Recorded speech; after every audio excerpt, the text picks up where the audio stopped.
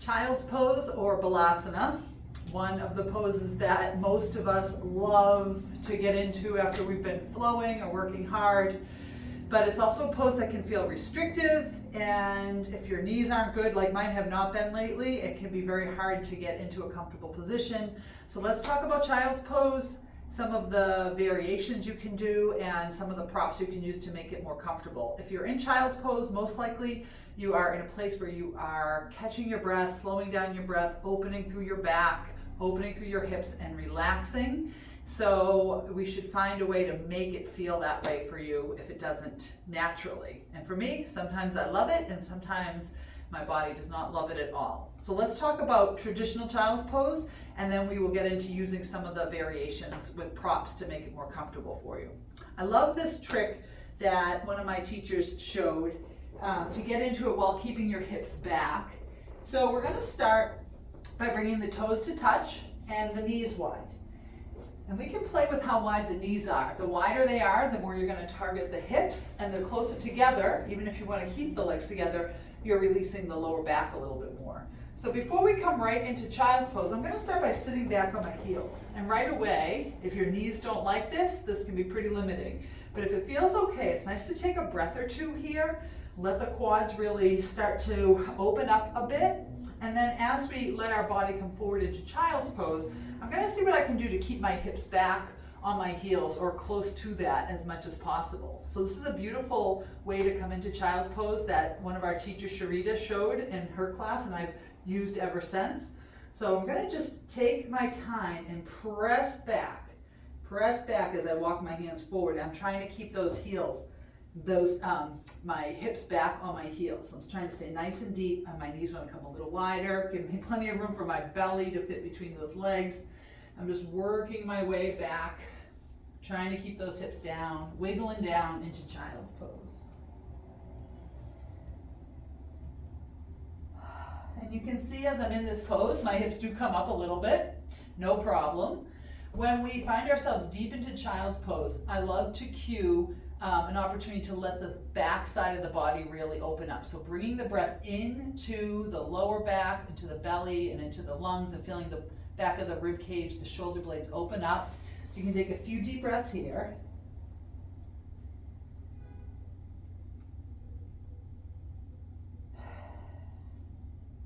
And really find this grounding pose.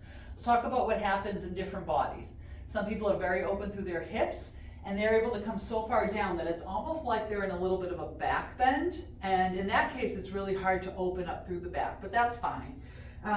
For people whose knees don't like being on the ground, it's always an option to bring a blanket under the knees. And especially when my left knee is acting up and this deep bend is not working for me, which thankfully today it is, sometimes it's nice to bring that blanket right between the calves and the thighs. And that gives them a little bit of cushioning here, so that I'm not in such an extreme knee bend here. When we come forward, we see a lot of people whose heads are hovering because their body's not close enough to the ground. And then you see them dipping at the head, or the head hanging without that grounding on the floor. That's where it's really nice to bring a block in. So if you come forward and you're up here, then bring that block under the forehead so that you can really get that grounding sensation. This is a grounding pose. One that we can feel. I always ask, are you feeling safe and secure? This is a really nice pose for root chakra, for feeling connected with the earth. Sometimes it can feel claustrophobic, so if we're having a hard time breathing, maybe it's nice to prop up the upper body a little bit there. All right, so let's talk about those variations with the knees. You can go really wide with the knees, almost extreme if you're doing other hip openers, and you come down. You'll notice that this stretch allows my body to come a little lower. And then I can really bring that breath into the belly and think about creating space around the hips. Now, if I want to release my lower back a little bit more, then I can bring those knees close together or even touching. Less room for my belly.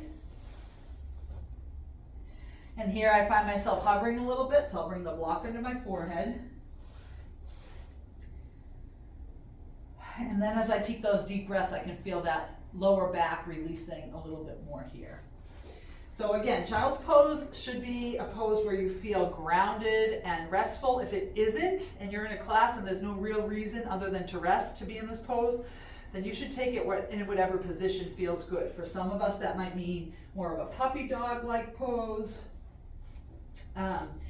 If you want to make it a little bit more active in preparation for down dog or inversions, then another thing you can do from child's pose is you can press down into those hands and let the elbows come off the ground. You can even tent the fingers and start to feel this engagement under the arms, the armpits, and in the upper back. And this is a really good warm-up before you press back into your down dog. Other things you can do from child's pose: thread the needle here, get that little shoulder opener. And another beautiful variation is to take a little bit of a side bend by walking your hands over to one side, letting the hips sink over to the opposite side. So here my hands are walking to the left, I'm sinking my hips to the right, getting a big stretch on the right side of my torso here.